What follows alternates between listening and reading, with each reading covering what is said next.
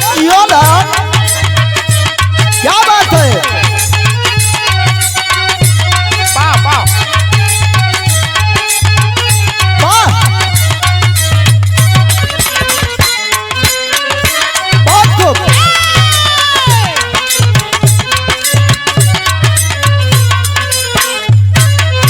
वाह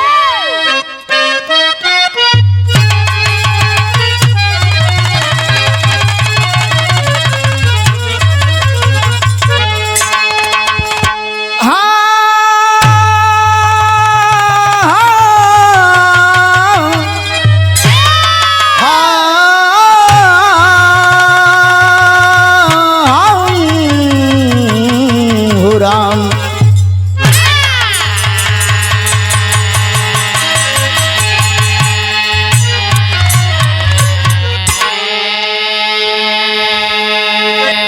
अच्छा भैया, हम लोकगीत विरहा गायक डॉक्टर उमेश यदुवंशी अरे वाह आज सूरजपुर वाह वाह वाह की पावन सरजमी से मां जानकी स्टूडियो सूरजपुर से वाह वाह एक ऐतिहासिक कांड आप लोगों के बीच में प्रस्तुत करने चल रहे हैं। वाह और यह एक ऐसी विरहा है जो समाज के लोगों को एक नई दिशा देगी। वाह क्या बात है। मैं श्रोता सज्जनों से अपील करूंगा कि इस गाना को सुनेंगे, सब्सक्राइब करेंगे, कमेंट के माध्यम से मेरा मार्गदर्शन करेंगे।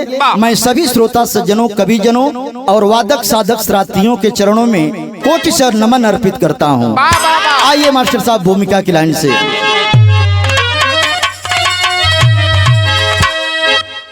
गरीबी गरल गर के फांसी है यारो, गरीबी गरल गर के फांसी है यारो,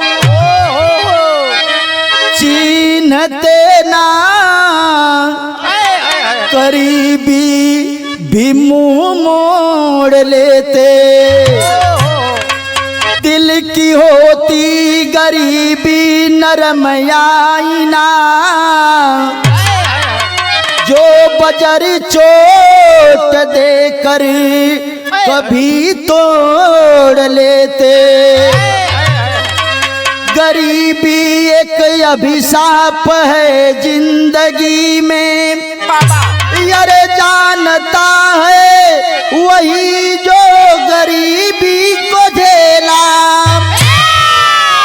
नसीब होता कफन भी नहीं वक्त पर, अरे गजब है जहां में ये कुदरत का खेला।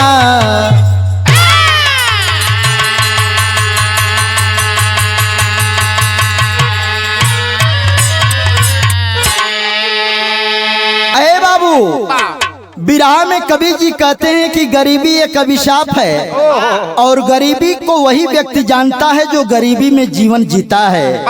गरीबी को जो झेला है वही गरीबी की परिभाषा को बता सकता है।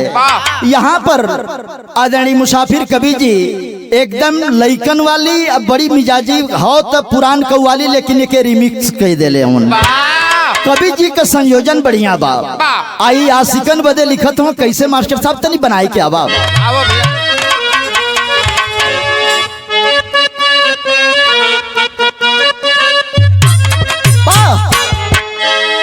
कहता है प्रेमी कैसे, अरे ये कली, अरे ये कली उस अली पर भरोसा न कर,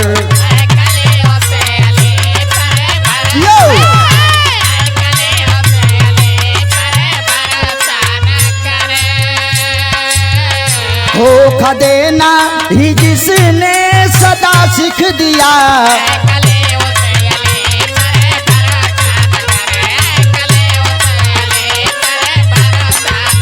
धोखा देना ही जिसने सदा सीख दिया,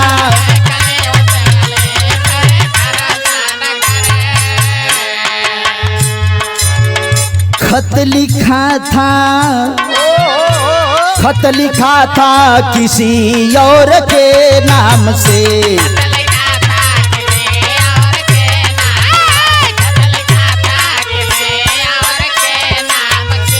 पर लिफाफे पर मेरा पता लिख दिया।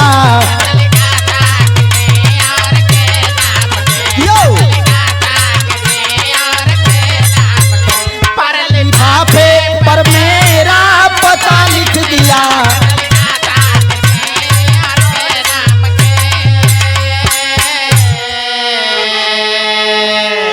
बिरहा में कितना बढ़िया भाव गरीबी के ऊपर लिखल जाता मास्टर साहब। अरे जख्म देती, अरे जख्म देती है दिल को समय बावरी।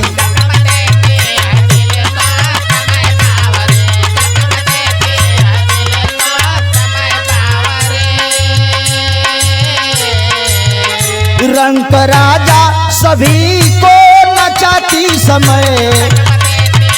या भैया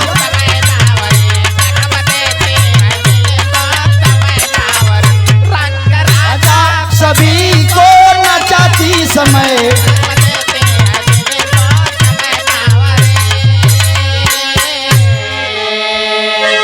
जख्म दिल को है देती समय बावरी। अरे रंग राजा सभी को नचाती समय। अरे मौत का ऐसा फंदा खड़ी ले सुनो।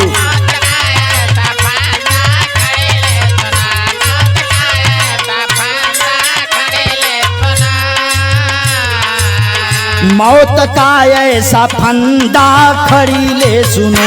बचना मुश्किल भंवर में फंसाती समय।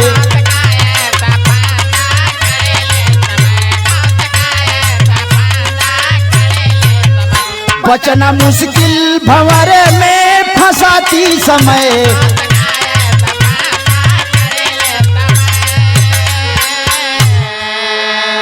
अरे बाबू, दुनिया के लोग बताते हैं कि जब समय विपरीत होता है तो बड़ी बड़ी मुसीबतें मनुष्य के सामने खड़ी हो जाया करती हैं। इसी धरती पर, इसी हिंदुस्तान की धरती पर राजा नल के इतिहास को लोग बताते हैं कि ए बाबू, समय विपरीत भइल। राजा नल के भूजल मछली सोचलन अंजय भैया की भूज के खाए लेन। अब मछरिया भूजले रहना, भूजलकियो मछरिया भी जाए के तालाब में गिर गई। तो ऐसा ऐसा इतिहास देखे के मिलेला। यहाँ नजम में लाइन लगत थे मास्टर साहब।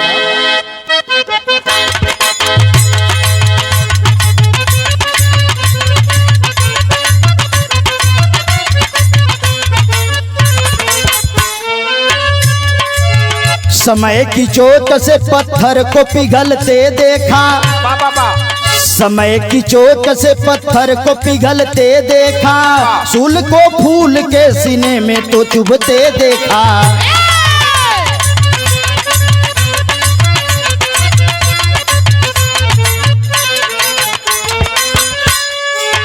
शहर कोलकाता केस पूरा की कहानी है। शहर कोलकाता केस पूरा की कहानी है। नाथू घोष की कविता दुल्हन नूरानी है।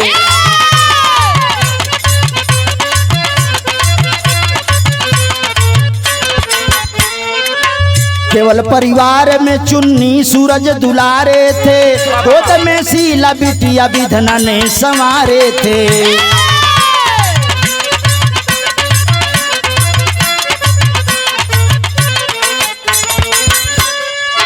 समय बाउर हुआ नाथू की किस्मत फूट गई। समय बाउर हुआ नाथू की किस्मत फूट गई। आकाशी बिजली से जीवन की डोरी टूट गई।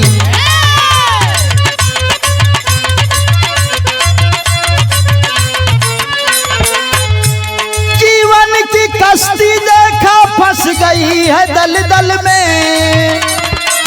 जीवन की कश्ती देखा फंस गई है दलदल में। उजड़ गई है बस्ती कविता की दे उस पल में।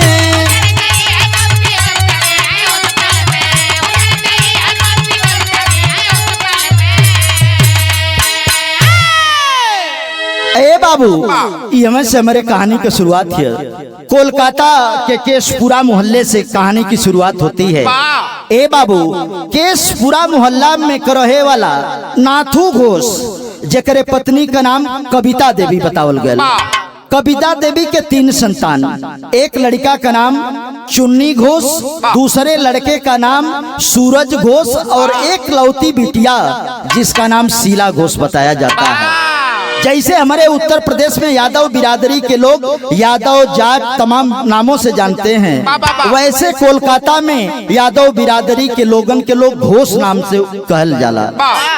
घोष परिवार में नाथू घोष के एक दिन तबीयत खराब होती बा, आकाशी बिजली गिरल अंजय भैया, आकाशी बिजली से नाथू घोष की मौत हो जाती है। और नाथू घोष का जब मौत भइल तो पत्नी कविता अपने बच्चों को लेकर के विधवा का जीवन जीने लगती है।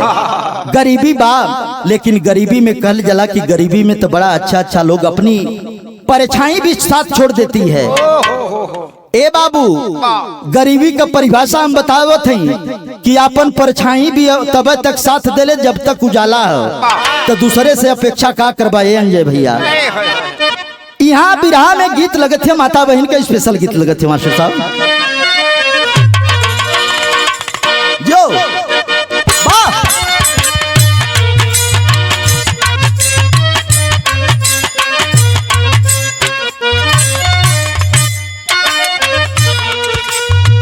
झाझर मारौआ जन छवैया बाबा हो, लगी है सूरु जावा के घाम हो।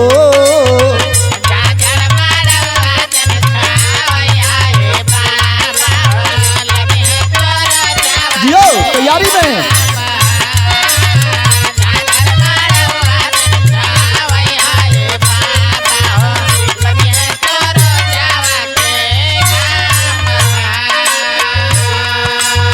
ए बाबू, जब कविता नाथू घोष की पत्नी जब विधवा हो गई तब होत कहा,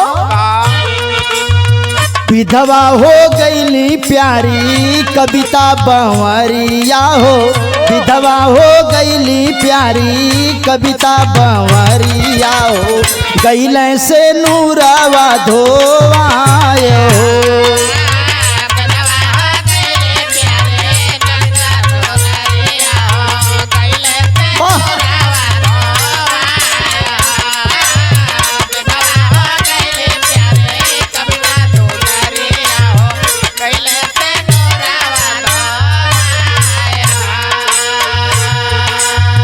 चुन्नी सूरज के लेके दिनवा बीतावे माई, चुन्नी सूरज के लेके दिनवा बीतावे माई, शीला के ममता बिछाय हो।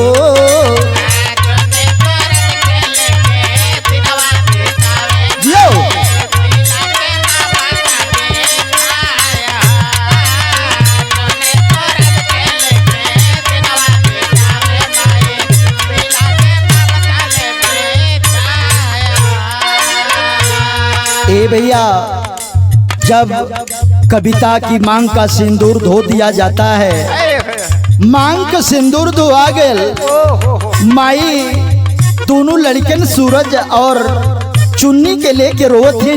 10 साल का एक लड़का 12 साल का। आ गोद में शीला बिटिया है लेके अपन जीवन काटत है। जब काटत है तो कहल जला, ए बाबू कि गरीबी में अपन परछाई भी साथ छोड़ देले। हम बतौनी कि अपन परछाई भी साथ छोड़ देले, तो यहाँ कवि जी लाइन लिखत हूँ अंतरा में, बाउर हो गईली देखा आगे के समैया, पेट पर खातिर बेचली खेत वालू गैया।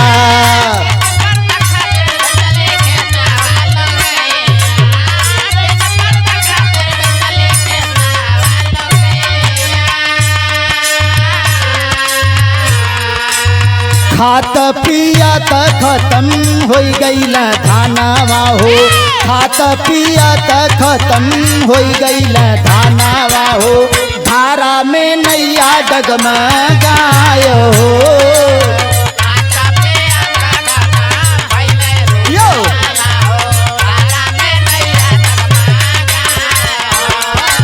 यो भैया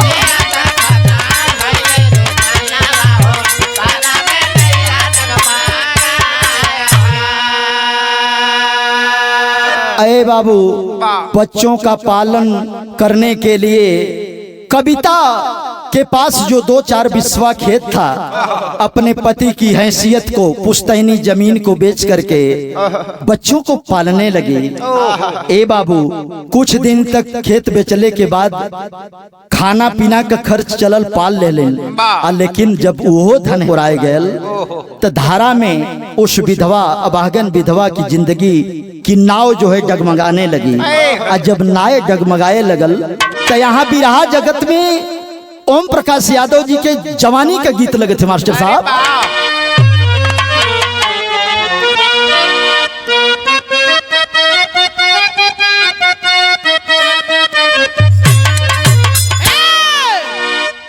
कौनो दुल्हन बारे दुल्हन संकेत करती है कैसे अपने मन से दूसरे जेपी भाई, अरे पाकी गई लगे हुआ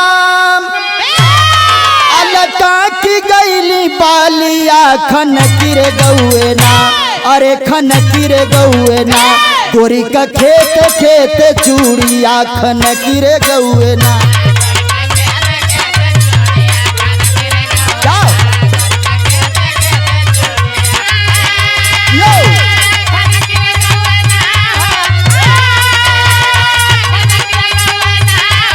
भैया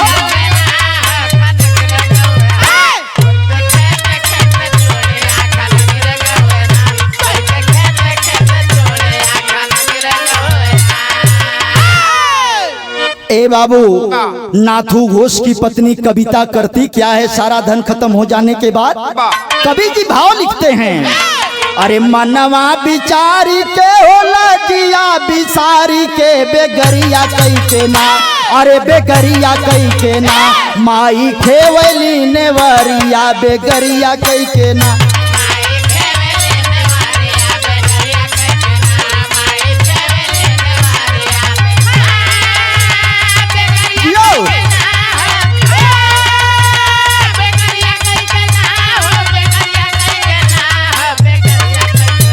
माई खेवली नेवरिया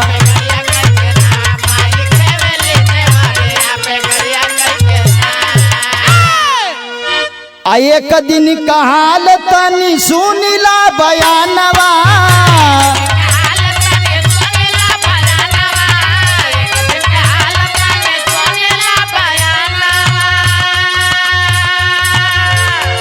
चुन्नी सूरत दोनों भाई गईला स्टेशनवा,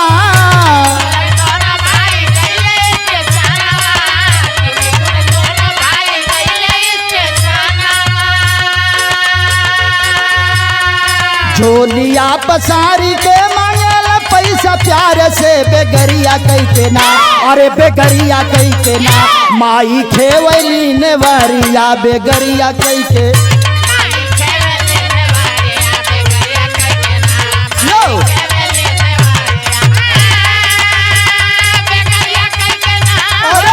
भैया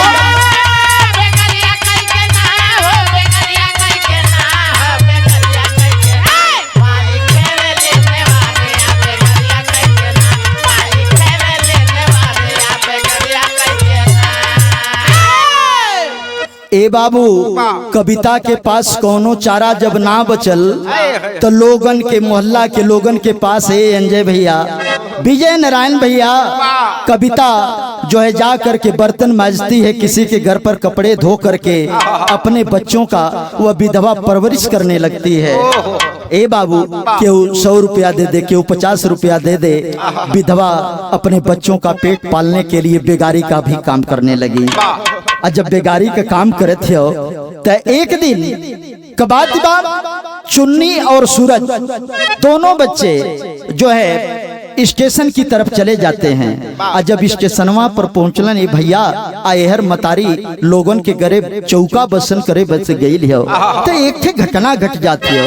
और जब घटना घटती हो तो दोनों लड़का स्टेशन पर जब पहुंचलन तो कवि जी यहाँ बड़ी कचाका बड़ी धुआंधार गीत लिखत हवन। वाह,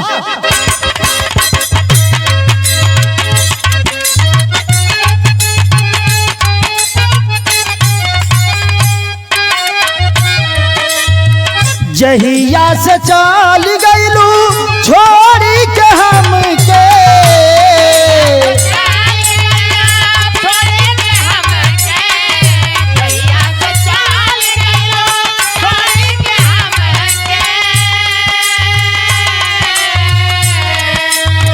जहिया से चल गईलू छोड़ी के हमके, जिंदगी भइला सुनसान हो, जाए चंदा ले आवा खबरिया, कैसन हई मोर जान हो चंदा।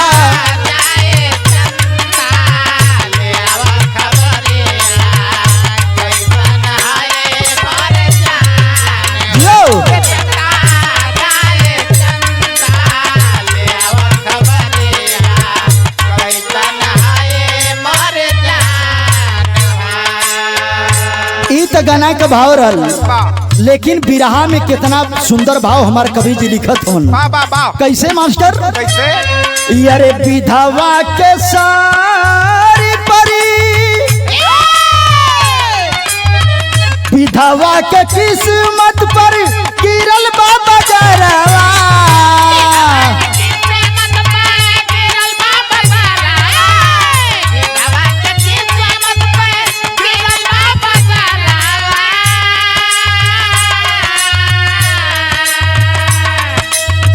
विधवा के किस्मत पर गिरल बाबा जरवा, हो गइल दीनावा पहाड़ हो, मांगे बोगी में एगो पहरे बेचारवा, मांगे बोगी में एगो पहरे बेचारवा, समया करत खेलवाड़ हो।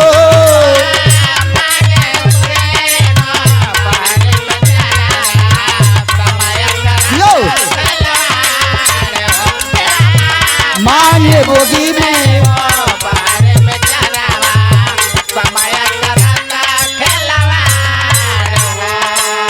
ए बाबू, जब परिवार और बच्चे भूखों मरने लगे तो कविता बच्चों के साथ कविता बर्तन मांजने लगती है और बच्चे भीख मांगने का काम करने लगते हैं।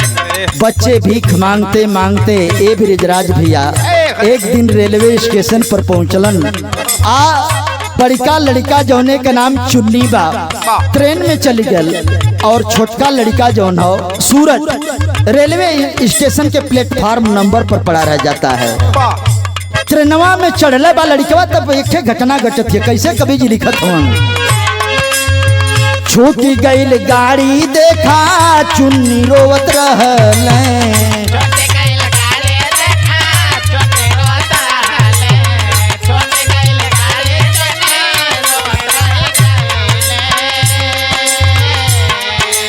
सूरज बिरानावा के खोजत रहले,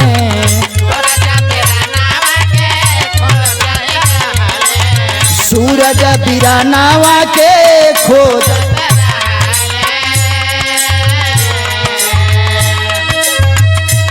मिदनापुर में गाड़ी रुकल रोवेला दुलरवा,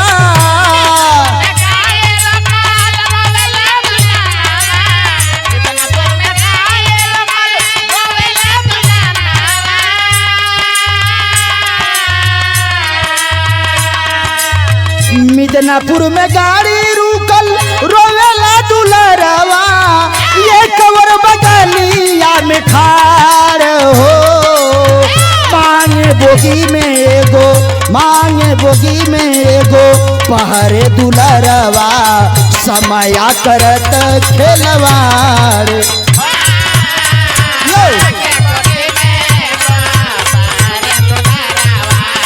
समया करत खेलवाड़ हो,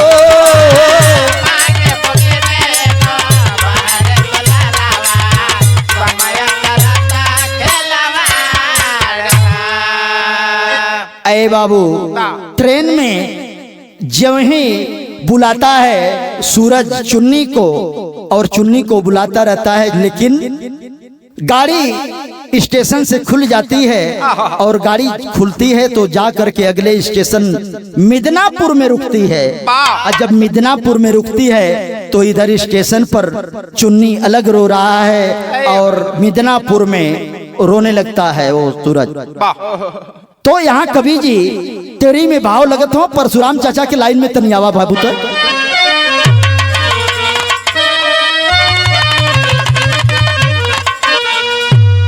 अरे नजरिया नजरिया बनी के बरसे भी रही, अरे नजरिया बनी के बरसे हो, नजरिया बनी के बरसे भी रही, फूल बिन सून हो गई माई के अचरिया अरे अचरिया अरे अचरिया। कवि जी लिखते हैं कि फूल बिन सून हो गई माई के अचरिया, नजरिया बन के बरसे भी रही। ए बाबू दोनों बच्चे दो दिशाओं में चले जाते हैं, एक बच्चा मिदनापुर में और एक बच्चा जो है रेलवे स्टेशन पर भटकता है। तब तक यहाँ कवि जी देखा कितना सुंदर भाव लिख रहे। हम प्रणाम करते हैं अपने गुरुदेव श्री मुसाफिर यादव जी को। कैसे मास्टर? अरे चुन्नी त चूकी गईले, अरे सूरज भी डूबी गईले, अछतिया के पीट रोए माई बहू रहिया, हीरवन के देखी आपन अरे दिनवा बीतावत रहली, छीन लियला प्रभु हमरे जीवन कऊ छहिया। स्टेशन पर चुन्नी के अरे दयाल वो सपाई गईले,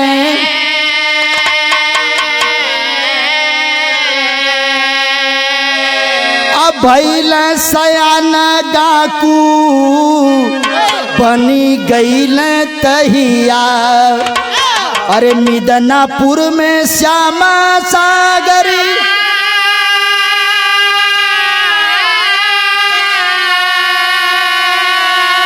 अरे सूरज के जातना कैले, अरे भैल काला कत्ता में इंस्पेक्टर हमारिया,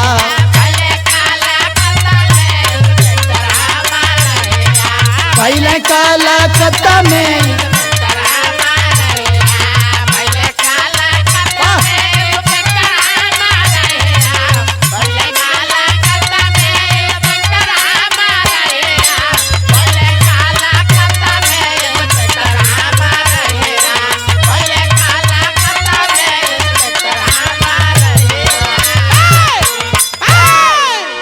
अरे बाबू बच्चों को लेकर के बच्चों की याद में विधवा कविता रोने लगती है। इधर समय परिवर्तन लेता है। स्टेशन पर चुन्नी बोस को दयाल बोस पा जाते हैं और दयाल बोस पा जाते हैं, लेकिन दयाल बोस उस बच्चे का पालन पोषण जतन करते हैं, लेकिन लड़के को सही दिशा नहीं दे पाते हैं अंजय भैया।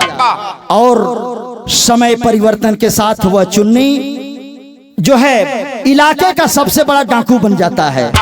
उधर मिदनापुर के रहने वाले जो श्याम सागर थे वो सूरज को पाए थे और सूरज को पा करके पालन पोषण किए, जतन किए, उनका पालन करते हैं, उसको पढ़ा लिखा करके जब नौजवान करते हैं। लड़का पढ़ाई में ठीक था और जब पढ़ाई करता है तो कोलकाता में इंस्पेक्टर के पद पर जो है नौकरी पा जाता है।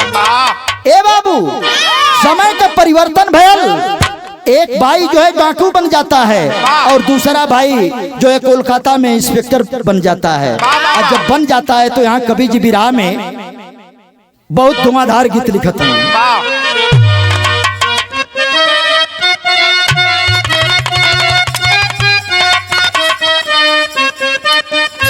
वाह वाह। अरे छपरा सहारिया में पीकला चरखवा देवर मोर जोगी हो भइले।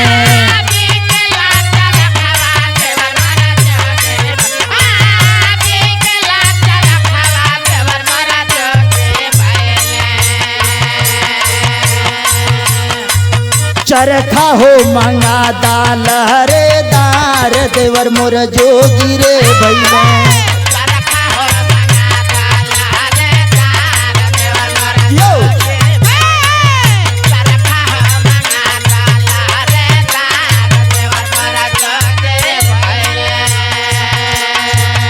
लेकिन इधर कविता के पास जो है शीला बच्ची थी, धीरे धीरे भैया जवान होके लगल। आज जब जवान होके लगल मतारी भीख मांग के पालन करते हो तो कहल जला ए बाबू कि गरीब के घर में यदि रोशनी भी निकलने लगती है तो कुछ लोगों के आंख में जो है कीड़ा धंसने लगती है। वह जवान होती लड़की को गांव के कुछ लफंगे टाइप के लड़के देखने लगते हैं। कवि जी हमारे कितना बढ़िया लाइन लिखत हूँ। माई के चमन में शीला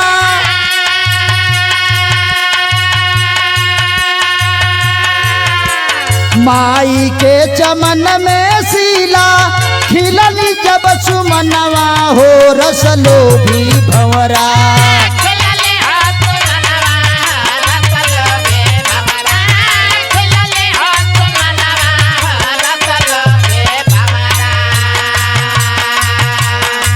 सोच ले रसावानी छोड़ हो रसलो भी भंवरा।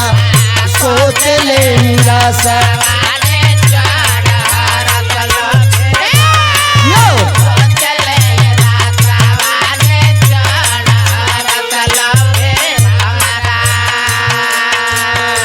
उसकी जवानी को देख करके, शीला की जवानी को देख करके लोग गांव के लड़के, मनचले टाइप के लड़के उसकी इज्जत को लूटने के लिए जो है प्रयास करते रहते हैं। शीला पर दीवाना रहले मदन उता पातिया हो।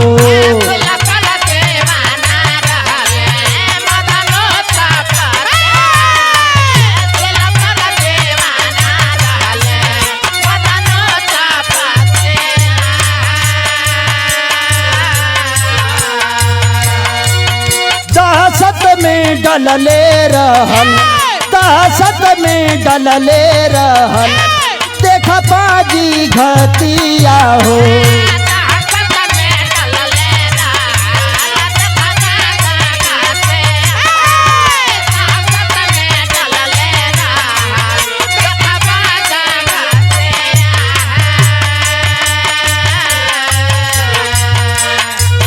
माई सुनले रहली चुन्नी डाकू कनमवा हो रसलो भी भंवरा।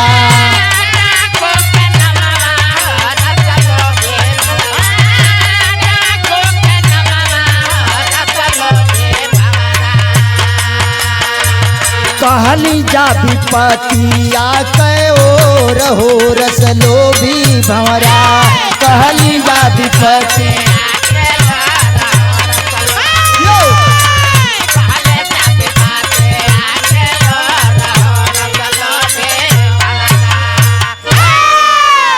आए बाबू उस गांव में, उस मोहल्ले में मदन नाम का लड़का शीला को की आबरू लूटने के लिए बार बार परेशान करने लगा। माई कविता जब सुनले रही कि चुन्नी नाम का डाकू है, बड़ा ईमानदार आदमी है, डाकू जरूर है लेकिन वह इंसानियत से भरा हुआ है। चुन्नी डाकू के पास जाती है और अपनी सारी व्यथा उस चिन्नी डाकू से बताती है कि हमारी एकलौती बेटी शीला है, उसकी आबरू को खतरा है, बेटा मेरी आबरू को बचा लो। और जब सुन ले आबरू बचा ले तो डाकू जरूर था लेकिन इंसान आदमी था। और यहाँ पपट में भाव अतनी चाप के आवाज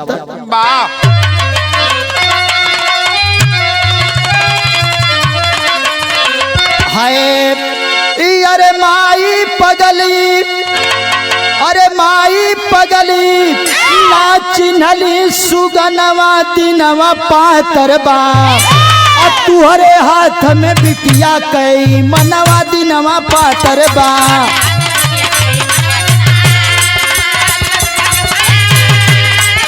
या भैया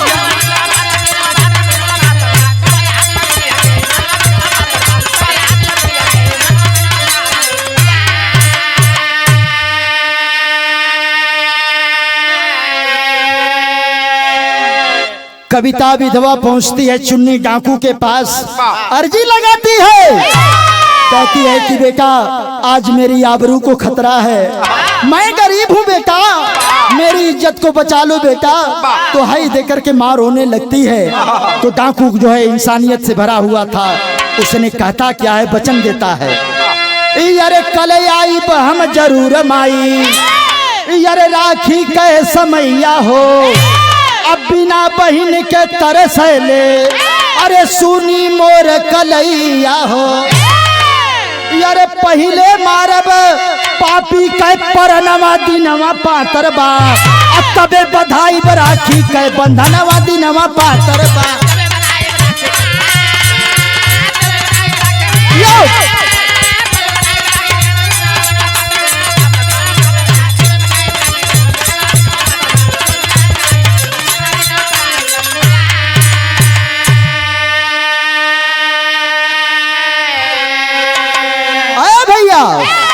चुन्नी डाकू जब विधवा की बात को सुनता है, कहता है कि माँ तुम जो है चिंता मत करो, मेरे रहते, इस चुन्नी डाकू के रहते तुम्हारी इज्जत को कोई खतरा नहीं होगा। कहता है कि माँ कल रक्षाबंधन का त्योहार है और मैं कल तुम्हारे दरवाजे पर आऊंगा माँ, लेकिन सबसे पहले उस अताताई का, उस अत्याचारी का वध करूंगा, इसके बाद अपने हाथों में बहन के हाथ से राखी बंधवाऊंगा। यही शपथ, यही दिलासा दे करके कविता को चुन्नी डाकू भेजता है। तब कवि जी यहाँ पानी वाली लाइन लिखत होने, अरे असल वक्त पर चुन्नी आया, अब मदन को सामने पाया हो, दनादन 2-3 गोलियां अब पिस्टल से चलाया हो, करे चला के गोली अरे ले लिहल परनवा दिनवा पातर बा, अरे तुहरे हाथ में बिटिया कई मनवा दिनवा पातर बा।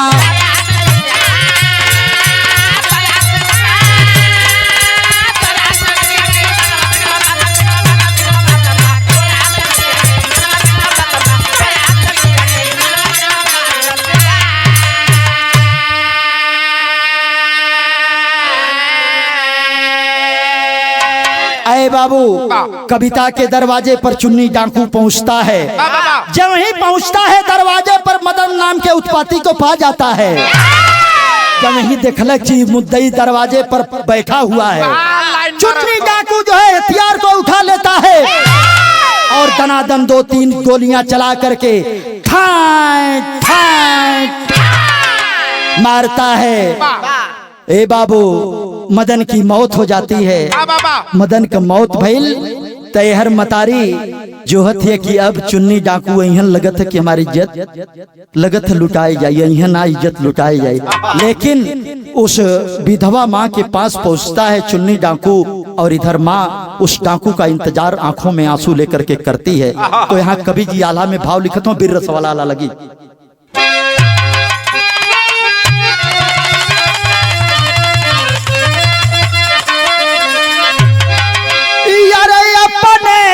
खातिर रोवे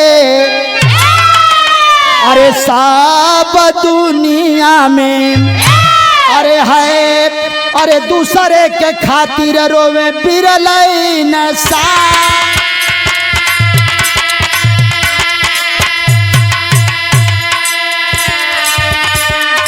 बुढ़िया का चरण छू के बोला चुन्नी बीरावा,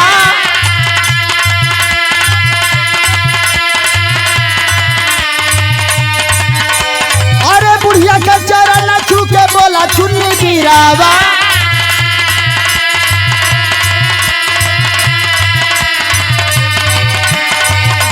ले ले दिहली पपिया कयाल परा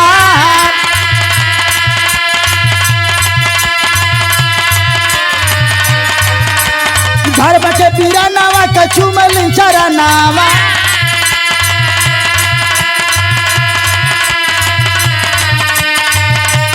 मनवा में भरे सिला मधुर मुस्कान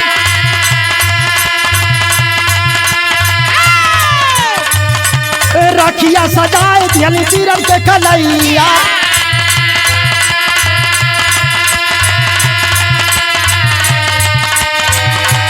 दिहल बधवाई ढेर रुपया जवान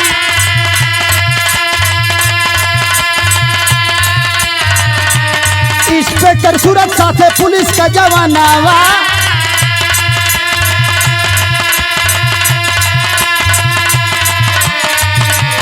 अइले बुढ़िया माई से पूछल दवनान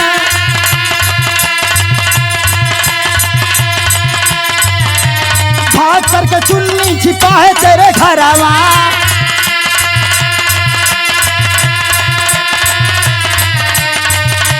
सुन के आवाज बीरा निकला जुबान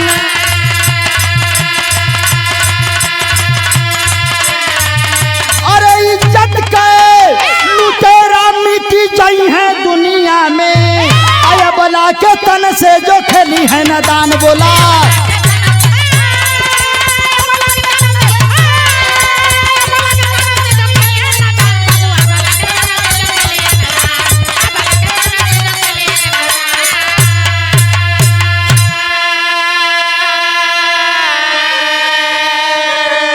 बाबू अपने के लिए तो सभी लोग जीते हैं इंसान वही होता है जो दूसरों को काम आ जाए इसीलिए कहा जाता है चुन्नी डाकू माई विधवा का पैर छू के और आशीर्वाद लेकर के कहता है कि माँ ले तुम्हारे अपमान का बदला मैं ले लिया हूँ यही बात समझाता है और बहन जब सुनती है कि मदन डाकू का सफाया हो गया है तो थाली में आरती सजा करके तिलक लगा करके भाई चुन्नी के हाथों में राखी बांध करके कलाई को सजा देती है तब तक इंस्पेक्टर सूरज को पता चलता है सर्किल का इंस्पेक्टर था आता है और कहता है कविता से कि तुम्हारे घर में चुन्नी नाम का डाकू जो है छिपा हुआ है तुम छिपा करके रखी हो कहती है कि साहब हमारे घर में तो कोई है ही नहीं आप किसको खोज रहे हैं डांट करके बोलता है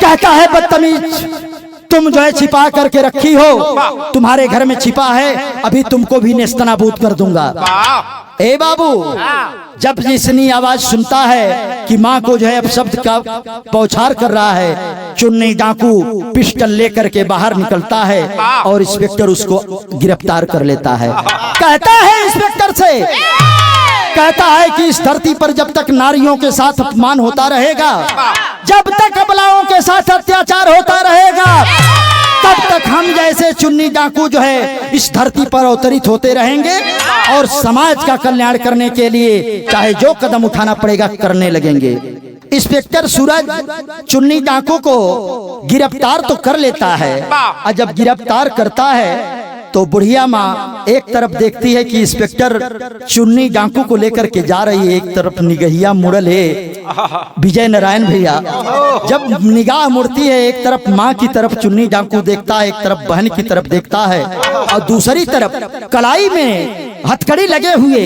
इंस्पेक्टर को देखता है तब यहाँ कवि जी बिरहा के खड़ी में लाइन लिखत हुआ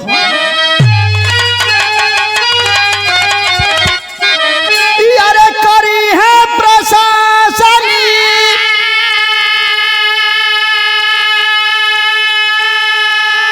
अजब तानाशाही बचावा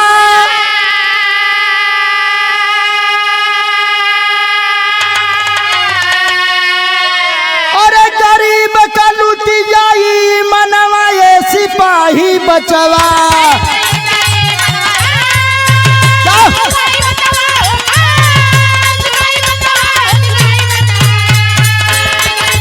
भैया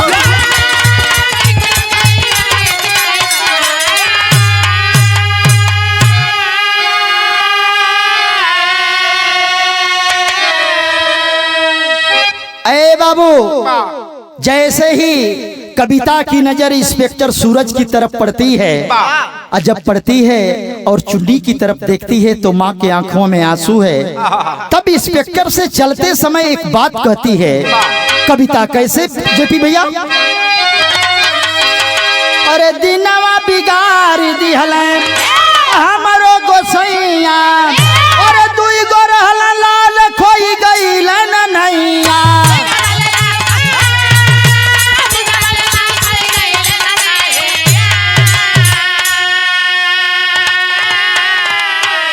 अरे तुहरे उमर का हमारा ही बचवा, गरीब का लुट जाई मनवा ये सिपाही बचवा।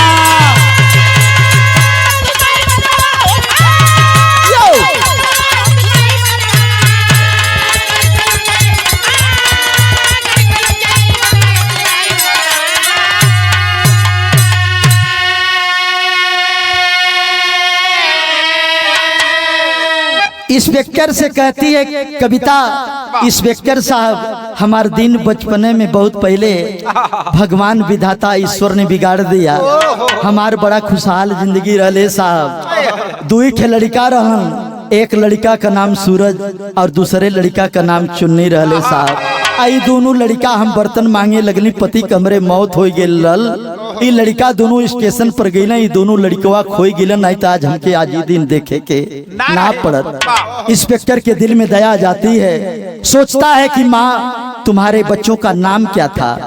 तो देखती है कि बिरले पर जो सिपाही या इंस्पेक्टर होते हैं उनकी वर्दी पर बिल्ला लगा होता है, उस पर नाम लिखा होता है इंस्पेक्टर सूरज, और दूसरी तरफ हथकड़ी में भाई जिसका नाम चुन्नी डाकू था। वो बताता है चुन्नी। माँ समझती है, मिलाने लगती है कि कहीं यही तो मेरे दोनों बेटे नहीं हैं। तनी बात जब सुनता है इंस्पेक्टर, तो इंस्पेक्टर का पैरवा हो एकदम रुक गया। अंजय भैया जब निकलल तक कवि जी लिखत कैसे हुआ? एगो रहल चुन्नी एगो सूरज दुलरवा, धुधुला दिखाला हमके लागला अनहरवा।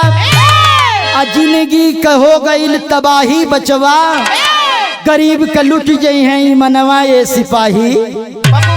यही बात कहती है कि ए बेटा, सूरज और चुन्नी नाम के दो बेटे थे।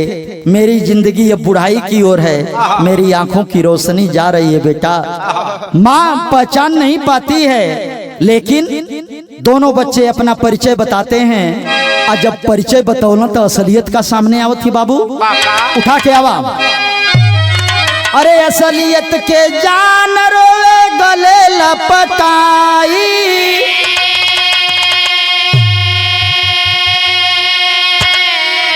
अरे इतना दिन कैसे माई सहलू जुदाई।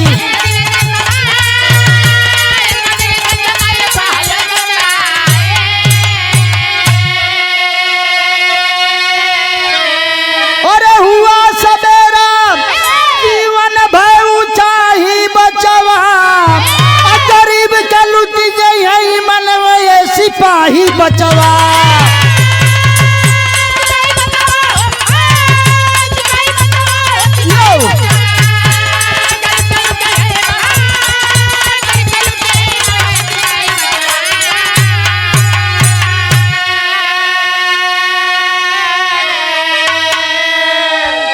असलियत को कविता जान जाती है, इंस्पेक्टर सूरज भी जान जाते हैं, और वह चुन्नी डाकू भी जान जाता है। लेकिन इंस्पेक्टर कहता है कि माँ, चुन्नी मेरा भाई जरूर है, लेकिन एक कानून का अपराधी है। चुन्नी को एक भाई ही अपने भाई के हाथ में हथकड़ी लगा करके जेल में लेकर के जाता है। लेकिन कुछ दिनों के बाद जमानत पर छूट करके आता है चुन्नी, और चुन्नी, सूरज, कविता और शीला फिर एक नई जिंदगी की शुरुआत करते हैं। कवि जी को बधाई देता हूँ। कवि कुल घराने का परिचय मास्टर। गुरु गणेश, गुरु रामलाल, चंद्रिका, रामदेव का बाग, बच्चन यादव, कभी मुसाफिर, भूली न कबहू त्याग।